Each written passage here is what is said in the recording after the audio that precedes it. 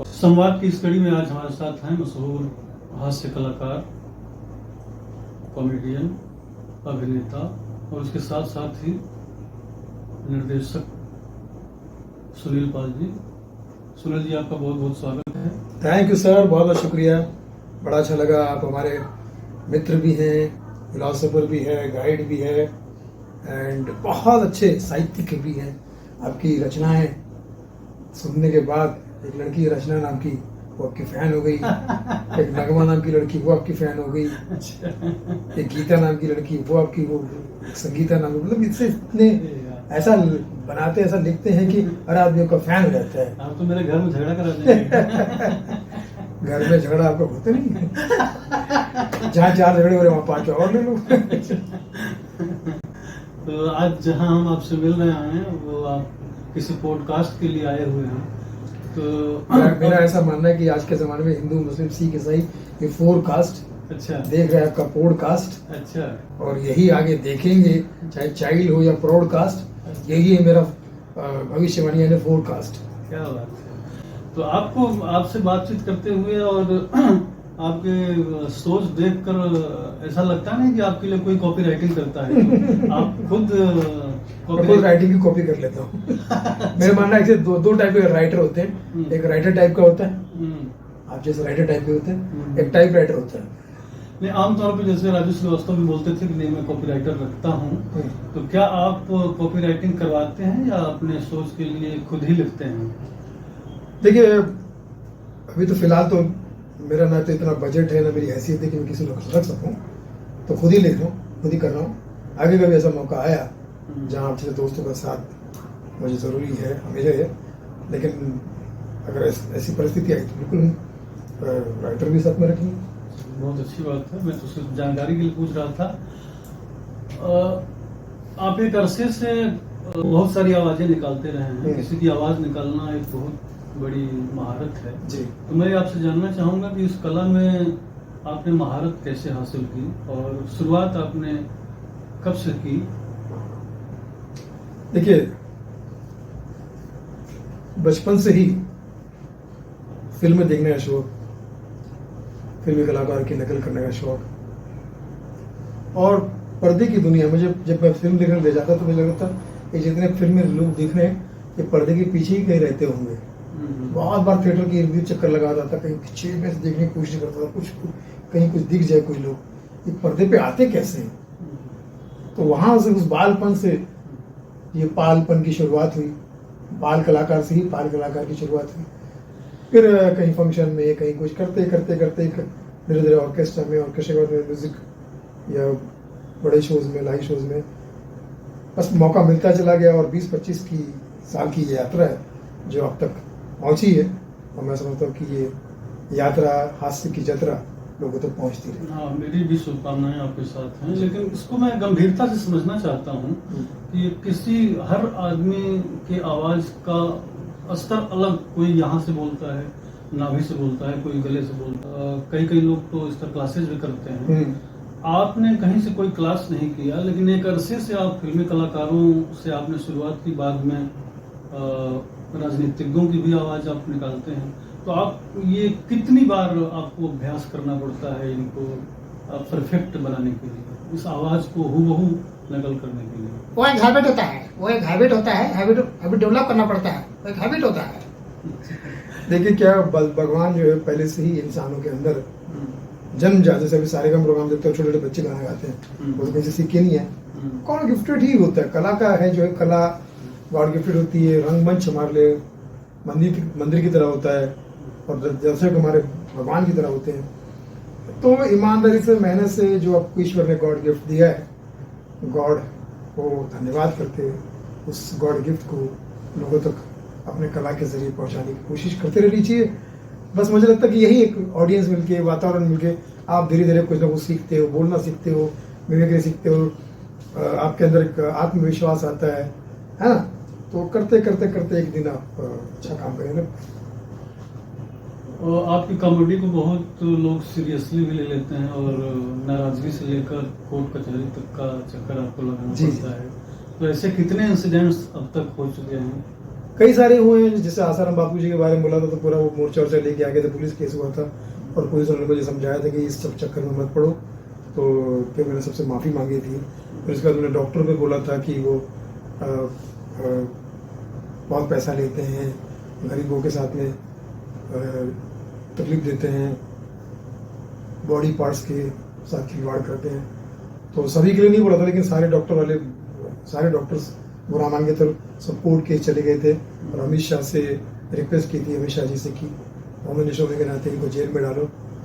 तो ये सारी चीज़ें होती रहती है, लेकिन मेरा मानना होता है कि भाई हम कलाकार समाज के एक सेवक है, समाज हमारे लिए गुरु है, हमारे लिए शिक्षक परीक्षक प्रशिक्षक निरीक्षक सब हमारे लिए समाज है, यही हमारा गुरु है। यही सब समाज से हम सब सीखते हैं और उनके सामने परफॉर्म करने की कोशिश करते हैं विद्यार्थी बन के।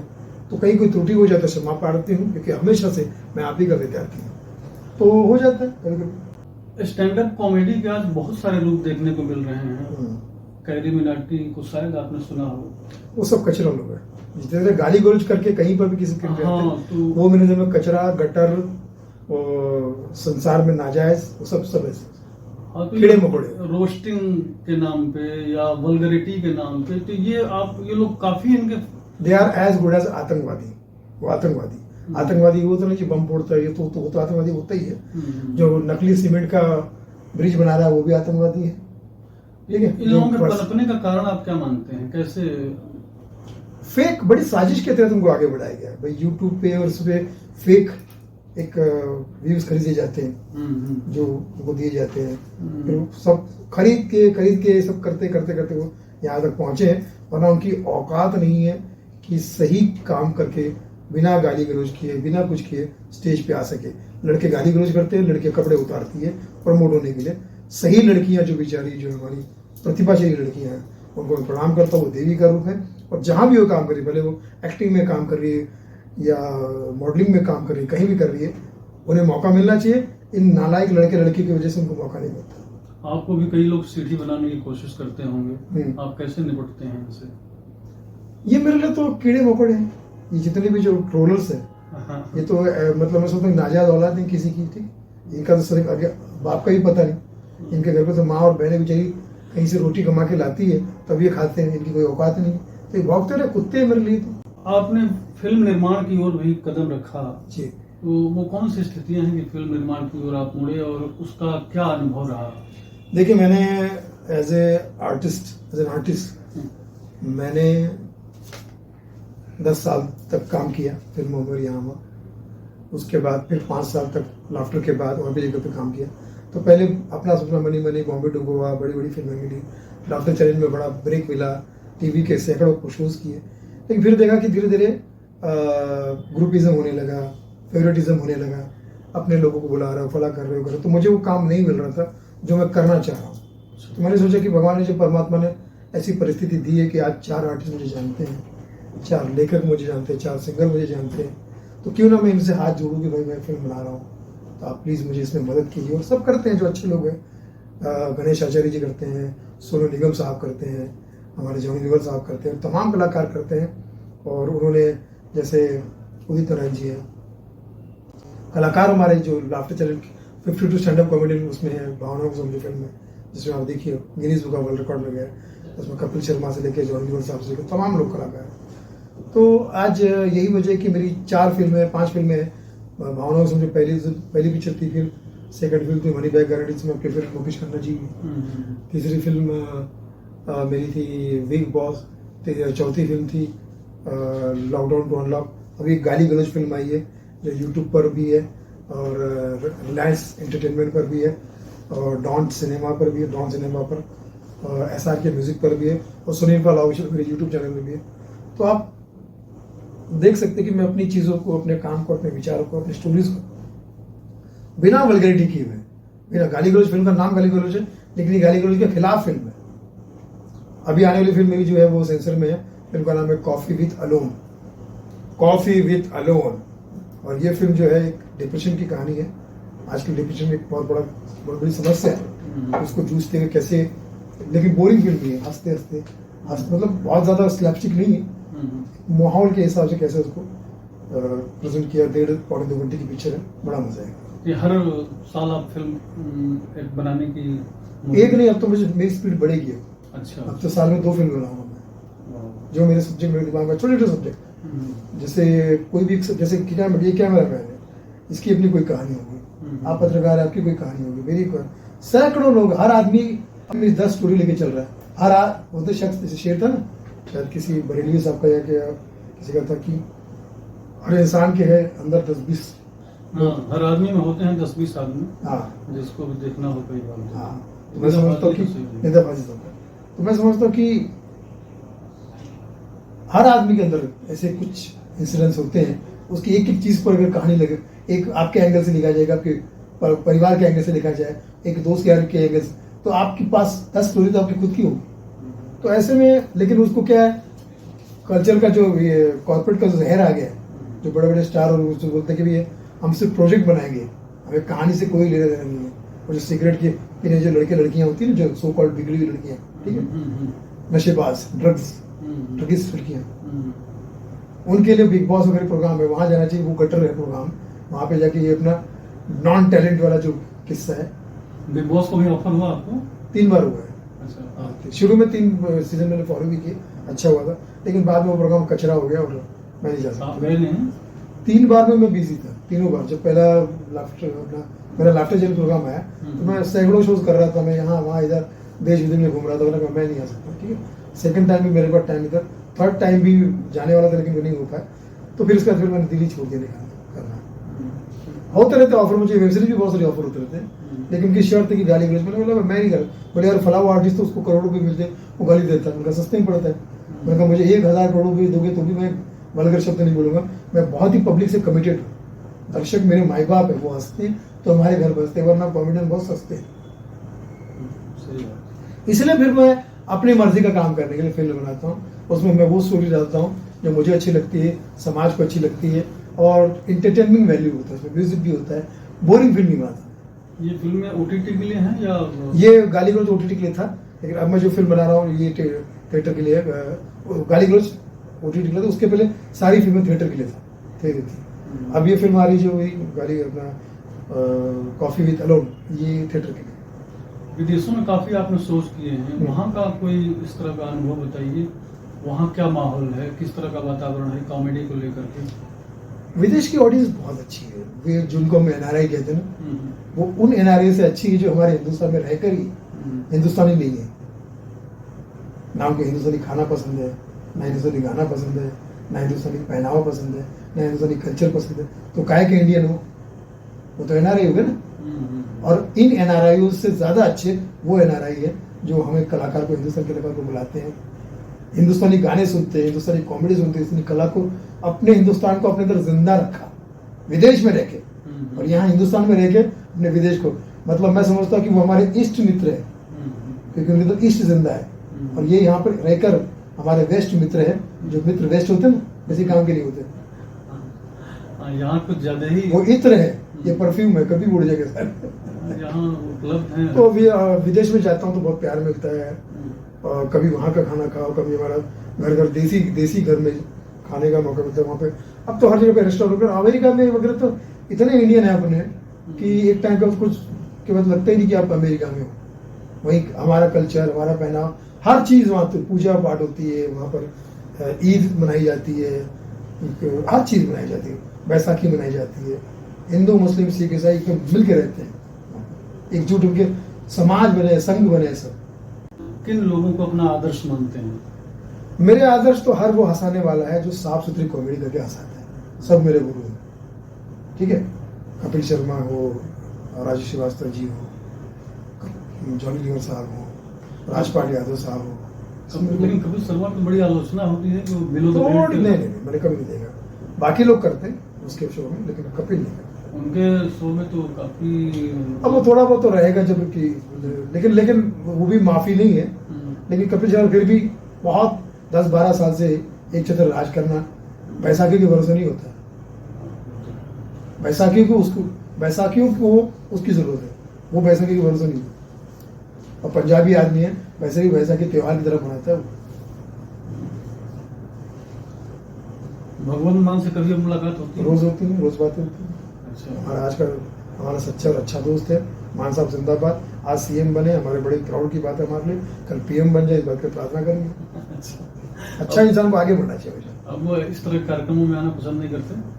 नहीं, हम सब स्टैंडर्ड ही अलग हो गया, प्रोटोकॉल हो गया। पूरा पंजाब उनसे प्यार करता है। उन्होंने पंजाब के लिए प्रोग्राम किया था, रंगला पंजाब, मुझे बुलाया था, मंच पे मुझे पेश किया। हमेशा प्यार करते हैं, मुझे दिल से प्यार करते हैं। हमारे लाफ्टर के कलाकार हैं, मैं नंबर 1 पे था, वो 5वें नंबर पे थे। मैं तभी समझ गया कि पंच आप कुछ ना कुछ पंजाब के लिए कुछ करेंगे। नए जो कॉमेडियंस कॉमेडी में अपना करियर बनाना चाहते हैं, उनको क्या टिप देना चाहिए? मेहनत करो, जल्दी कुछ नहीं होगा, रातों रात कुछ नहीं होगा, रील से कुछ नहीं होगा, ओटीटी से कुछ नहीं होगा, गाली गलौज वल्गैरिटी से कुछ नहीं होगा।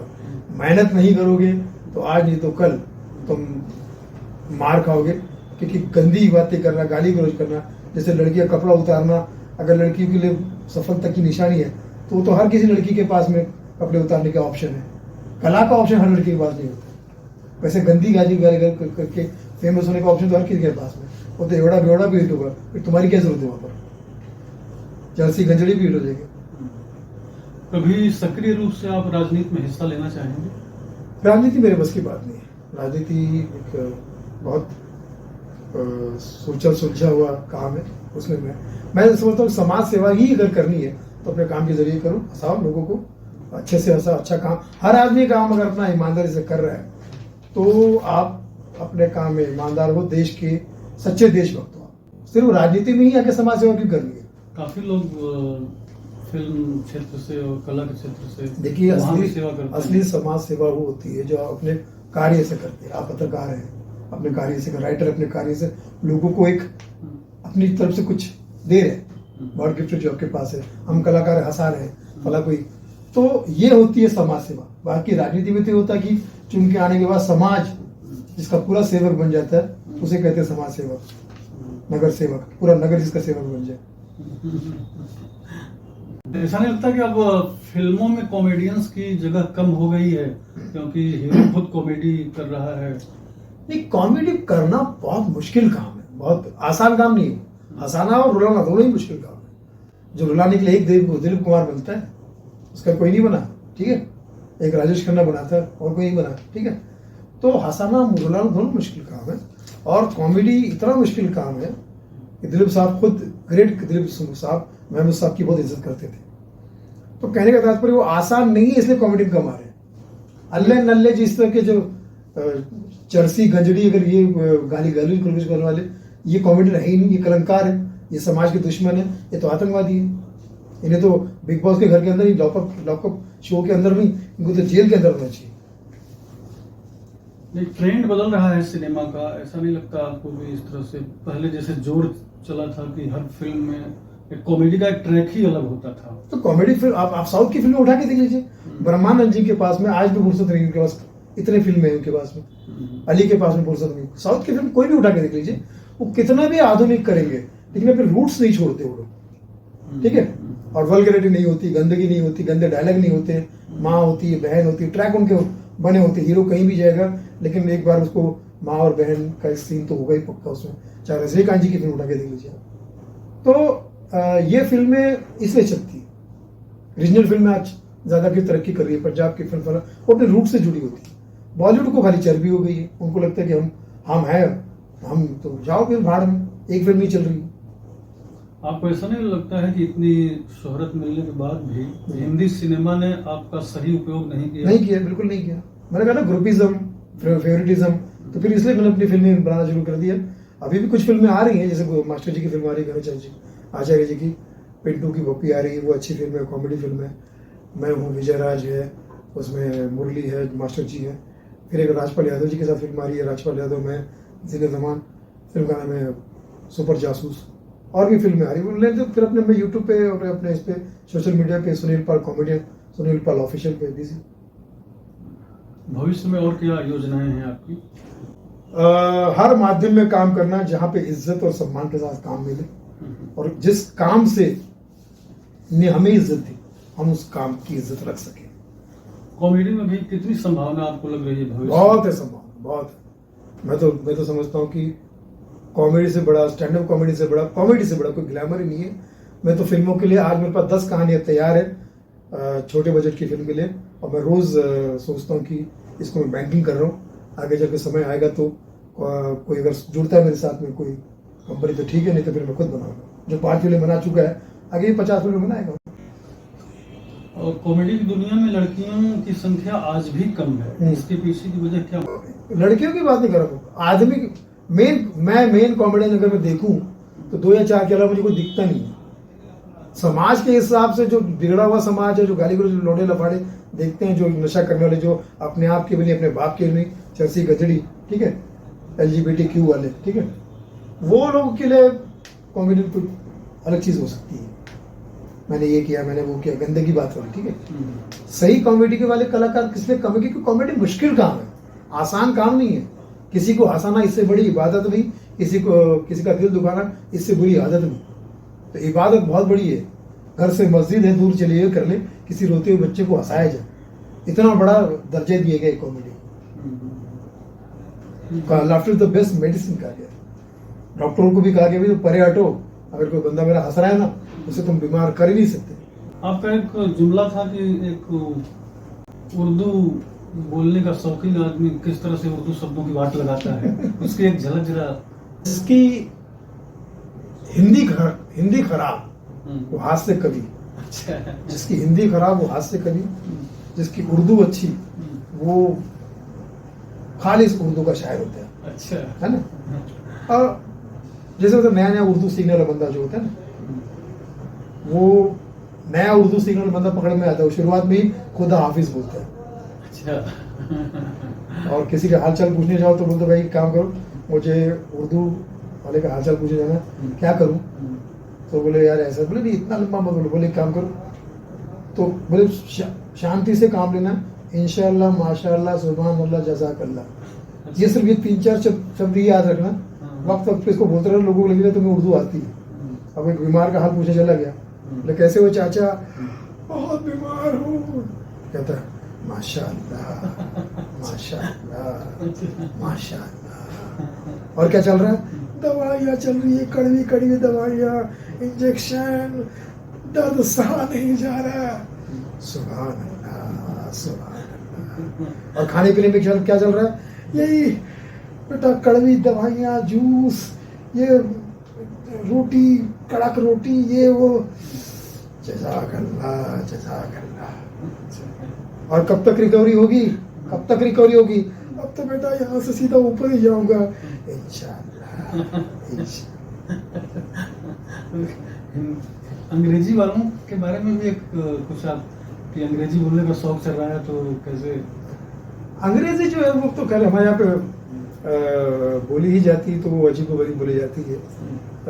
जैसे हाउ आर यू पूछना तो किसी को हुआरी पूछ लेते हैं, how are you, who are you. एक करण जोहर से किसी ने पूछ लिया हाउ आर यू, उनको उसको पूछना था करण जोहर को, किसी को कि हु आर यू पूछना था, तो जगह में उसने पूछ लिया how are you, Karan Johar ने कहा आई एम गुड। अच्छा, आई एम गुड। तो दोनों सवालों का जवाब एक था, इसलिए बात बन गई। हाउ आर यू भी I am good, who are you भी आई एम गुड।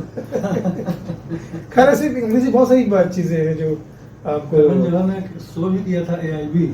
अब तो उसका फुल फॉर्म नहीं, करण जोहर को शर्म आना चाहिए उस नाच गाड़े को कि अच्छी साफ सुथरी कॉमेडी करने वालों को। और करण जोहर ही क्यों, आलिया भट्ट, ये दीपिका पादुकोण सब सामने बैठे थे और गंदगी को प्रमोट करते लोग, कचरा लोग। ताज्जुब की कोई दंडित नहीं हुआ, कचरा लोग है ये लोग, इनके दिमाग में कचरा ही कचरा है। अच्छी चीज को नहीं प्रमोट करेंगे। आज बोलो इनको भैया कि आइए हमारी अच्छी कवि सम्मेलन है, वहाँ आके बैठिए, तो वहाँ की मैया माँ बहन हो जाती है, नानी मर जाती है इनकी। और गाली गलौज वाले में जाके खुद गाली भी सुन रहे हैं और गालियाँ भी दे रहे हैं। खुद आयोजन भी किया था। तो मैं कहता हूँ ना, गंदगी को पूरी दुनिया लगी है प्रमोट करने में। जब ये सब लोग प्रमोट करते थे, फिर वो क्या, लोगों को क्या लगता है कि यही लोग बड़े कलाकार हैं। अब तो घोर कलयुग आ गया, उनको मतलब बड़े बड़े प्रोग्राम में बुलाया जाता है गाली गलौज करने वालों को, हमें नहीं बुलाया जाता कि मुझे। लेकिन फिर भी मैं मानता हूँ कि जितने गंदा काम करने वाले जो अपने स्वार्थ के लिए कर रहे हैं, ये आंधी और तूफान की तरह आएंगे। लेकिन आंधी और तूफान की नसीब ये है, बदकिस्मत ये है कि एक दिन उसको थमना पड़ता है, आंधी तूफान में शांत होना पड़ता है। और जो सर्द हवाएं, खूबसूरत हवाएं जो लोगों को जीवन देने का काम करती है, वो सदैव बहती रहती है और जीवन देने का काम करती है। भले उसमें कोई आवाज़ नहीं होती, लेकिन फिर भी उनकी मौजूदगी होती है, उनकी मौजूदगी की वजह से जीवन होता है। तो मैं समझता हूँ कि हम कॉमेडी करने वाले या अच्छा काम करने वाले बस एक स्वस्थ हवा बनी रहे, आंधी तूफान ना बने, उसमें तुम्हारा भी भला नहीं होने वाला। लगता है कि आंधी तूफान बहुत बड़ी चीज़ है, लेकिन जब खत्म हो जाता तो महामारी की तरह हो जाता है।